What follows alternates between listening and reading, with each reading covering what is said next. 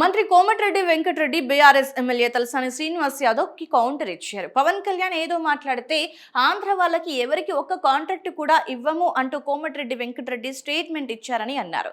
ఒకవేళ కోమటిరెడ్డి ముఖ్యమంత్రిని ఒప్పించి చట్టం తెస్తే తాను ఎమ్మెల్యే పదవికి రాజీనామా చేసేందుకు కూడా సిద్ధంగా ఉన్నానని తలసాని సవాల్ విసిరారు.